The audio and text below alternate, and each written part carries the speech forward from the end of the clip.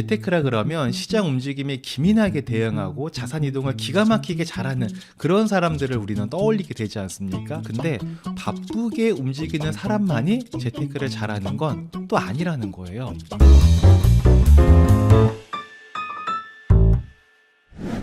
안녕하십니까, 행센 오영일입니다. 돈을 많이 벌어서 부자가 되려면 세 가지 중에 하나를 해야 됩니다. 첫 번째는 고소득 직장인이 되거나, 두 번째는 사업을 해서 고소득자가 되는 거죠. 그리고 세 번째는 재테크를 잘 하시면 됩니다. 정리해보면 많이 벌거나 잘 불리거나 이거밖에 없는 거죠. 이 세 가지 방법 말고는 부자가 될 수 있는 방법은 없는데, 이 부모님이 부자라서 부자로 사시는 분들이 있습니다. 그분들도 보면은 부모님께서 세 가지 중에 하나를 하셨을 겁니다. 저는 세 가지 중에 사업과 재테크를 하고 있는데요. 요즘 들어서 드는 생각이, 이 재테크를 하고 있다고 해야 되나, 그런 얘기를 해도 되나 싶은 생각이 들기도 합니다. 왜냐하면 정말 열심히 재테크 하시는 분들 많잖아요. 저는 그에 비하면 정말 경제에 돌아가는 큰 틀 정도만 이해하고 세부적인 내용을 그다지 깊이 있게 들여다보고 있거나 뭐 그러진 않는 것 같거든요. 막 자료 수집하고 분석하고 뭐 이런 거 하는 거에 시간을 그닥 그렇게 많이 쓰지는 않아요. 그냥 제가 하는 재테크는 적당하다 싶으면 매수하고 매도는 잘 안 하고 계속 모아나가는 그런 재테크를 하고 있거든요. 그러다 보니까 별로 그렇게 딱히 바쁘게 할 만한 게 없습니다. 그냥 재테크는 이 정도만 하고 그냥 저는 저한테 주어진 삶을 하루하루 살아가고 있는 거죠. 재테크 정말 열심히 하는 분들에 비하면 저는 정말 아무것도 안 하는 수준인 것 같아요. 근데 또 재테크를 안 하는 건 아닙니다. 늘 하고 있고 한순간도 안 했던 적이 없고 앞으로도 재테크는 계속 할 겁니다. 그리고 제 직업이 또 돈 관리하는 게 직업인 사람이지 않습니까? 좀 이상하죠. 돈 관리가 직업인데 재테크를 열심히 안 한다? 이거 근무 태만 아닌가라는 생각이 들 수도 있습니다. 근데 저는 재테크를 잘합니다. 제 기준에서는 누구보다 잘하고 있고요. 앞으로도 잘할 거라고 저는 저를 믿어 의심치 않습니다. 뭐 세상에서 제가 제일 잘한다 그런 말은 당연히 아니고요. 남들이 하지 못하는 뭐 특별한 능력이 있다 뭐 그런 말도 아닙니다. 우리 주변에 그냥 재테크 잘 하시는 분들 있잖아요. 치열하게 뭘 하진 않았지만 적당한 시기에 무언가 잘 사놓고 시간이 지나니까 그 자산들이 불어나서 부자가 되어 있는 분들, 우리는 종종 그런 분들 보잖아요. 저도 그런 길을 가는 사람 중에 한 명인 거예요. 재테크라 그러면 시장 움직임에 기민하게 대응하고 자산 이동을 기가 막히게 잘하는 그런 사람들을 우리는 떠올리게 되지 않습니까? 맞습니다. 물론 그런 분들이 재테크 잘하는 거 맞죠. 근데 꼭 그렇게 바쁘게 움직이는 사람만이 재테크를 잘하는 건 또 아니라는 거예요. 여러분 주변에 특별히 뭐 하는 거 없이 부자 되신 분들 있지 않습니까? 좀 보기에 억울할 정도로 뭐 하는 거 없어 보이는데 부자 된 분들이 계십니다.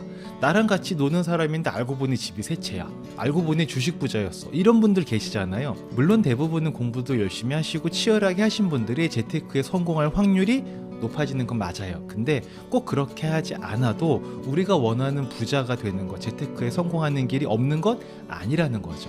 자, 그럼 정리해보면 재테크에는 크게 두 가지가 있는 겁니다. 치열하게 재테크 하시는 분들, 여유있게 재테크 하시는 분들.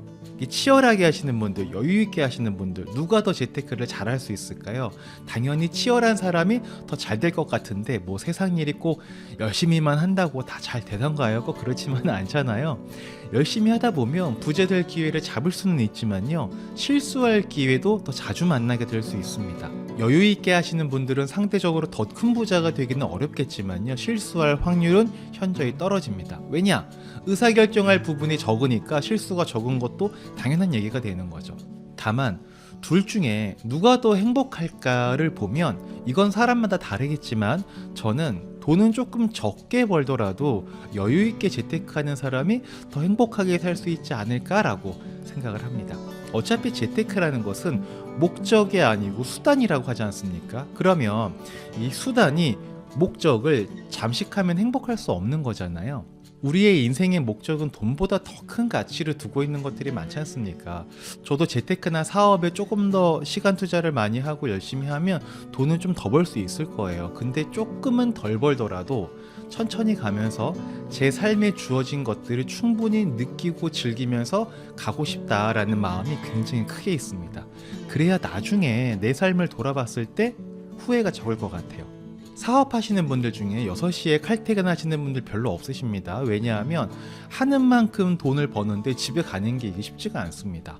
우리가 재테크 하려고 퇴근 후에 공부도 하고 주말에 임장 가시는 분들 많잖아요. 그런 거랑 비슷한 거죠. 근데 저는 6시까지 어떻게든 집에 가려고 굉장한 노력을 합니다. 그래야 이게 아이랑 시간도 보내고 아내가 저녁 있는 삶을 살 수 있을 거잖아요. 아내가 저녁 있는 삶을 살아야 가정의 평화가 옵니다. 제가 한번 곰곰이 생각을 해봤어요. 내가 지금부터 열심히 재테크해서 은퇴할 때 100억이 있는 거랑 200억이 있는 거랑 뭐 이런 거 상상만 해도 기분이 좋긴 한데 어떨까? 없어봐서 모르겠지만 물질에는 차이가 있겠지만 만족이나 행복에는 큰 차이는 없겠다 싶었습니다. 우리가 나이 들어서 임종을 맞이할 때요, 내가 100억을 남겼냐 200억을 남겼냐, 물론 이게 의미하는 바가 있을 수도 있겠지만 그것보다 가장 중요한 거는 눈 감았을 때 떠오른 아름다운 추억, 즐거운 추억이 많은 사람이 임종을 맞이할 때 더 편안하게 임종을 맞이할 수 있다고 하더라고요. 즐거운 추억은 뭔가요? 뭔가 우리가 해야지 그 추억이 생기는 거잖아요. 재테크도 뭔가 해야지 결과물이 생기는 거고요. 우리한테 주어진 하루 24시간은 정해져 있기 때문에 추억을 쌓아가다 보면 재테크할 시간이 부족하고, 재테크에 열중하다 보면 추억을 쌓아나갈 시간이 줄어들겠죠. 이건 옳고 그름의 문제가 아니라 선택과 포기의 문제인 거죠. 저는 여기에서 추억을 쌓는 걸 선택한 사람인 거죠. 그렇다고 재테크를 안 하는 건 아닙니다. 올바른 자산을 쌓아 나가면서 매매를 하지 않을 뿐이에요. 이 자산들은 시간이 지나면 우상향할 것이고, 저를 큰 부자는 아니어도 경제적으로 애먹지 않게 해줄 거라고 저는 믿습니다. 요즘 같은 시기, 그러니까 물가 인상, 금리 인상에 주가, 부동산 다 하락되고 러시아 리스크 여러 가지 안 좋은 상황들이 있어요. 참 이런저런 말이 많은 시기인데요. 그래도 저는 그냥 가만히 있습니다. 뭐 딱히 할 게 없습니다. 저는 모아가는 사람이잖아요. 제가 사놓은 자산들은 자본주의 대표 선수들이고 어디 가지 않는 애들이거든요. 이 대표 선수는 부동산과 지수형 ETF를 말하는 겁니다. 지금의 이 금리 인상이 영원할까를 보면 아닐 겁니다. 아마 내년부터는 분위기가 반전되지 않을까라고 저는 개인적으로는 생각을 하고 있는데, 그럼 그런 시기가 되면 모든 자산의 가격은 다시 꿈틀꿈틀하면서 반등의 기미를 보일 수 있고요. 또 그럴 때를 기가 막히게 타이밍을 잡아서 딱 저점에 매수하시는 분들도 계시겠지만, 일단 저는 그런 능력은 없는 것 같고 그냥 가지고 있는 건 잘합니다. 아무튼 뭐 이러다 저러다 보면 정신 차려보면 자산 가격이 올라와 있는 그런 상황이 또 올 거예요. 우리 벼락거지라는 신조어 여러분 기억나십니까? 요즘에 쏙 들어갔잖아요. 벼락거지라는 신조어가 한 번으로 끝날까요? 그러지 않을 겁니다. 스스로가 벼락거지가 됐다고 생각하시는 분들의 특징은 딱 하나입니다. 자산을 안 가지고 계셨던 분들이세요. 물론 요즘에는 자산을 가지고 계신 분들이 오히려 벼락거지가 됐다는 말도 종종 있는데, 자기가 감당할 수 있는 자산을 갖고 계신 분들은요, 사실상 걱정할 거 없습니다. 걱정할 분들은 감당할 수 없는 걸 갖고 계신 분들이잖아요. 근데 감당할 수 없는 걸 해서 힘들어지는 경우는요, 재테크뿐만 아니라 세상 모든 일이 마찬가지입니다. 이건 재테크의 문제가 아닙니다.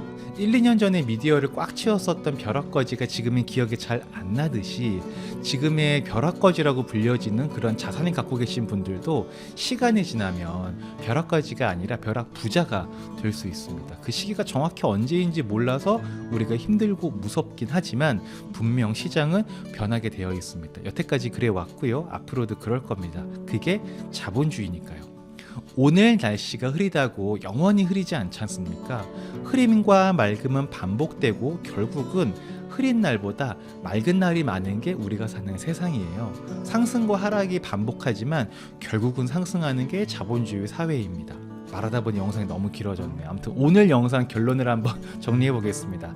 치열하게 재테크를 해야지만 부자가 되는 건 아니더라. 여유 있게 하면서 내 삶에 주어진 모든 것들을 충분히 느끼고 살아도 부자 될 수 있다. 그리고 시장의 분위기는 반전되는 시기가 온다 였습니다. 자, 지금 어느 정도 고점에 이렇게 매수가 되셨던 분은 많이 힘드신 시간들을 보내고 계실 텐데요. 시간이 지나면 다 해결이 될 겁니다. 감당할 수 있는 범위 내에서 매수하셨길 바랍니다. 네, 감당할 수 없는 범위라면 여러 가지 전략을 한번 고민해 보시기 바라고요. 들어주셔서 감사하고요. 다음에 또 뵙겠습니다. 들어가겠습니다. 안녕.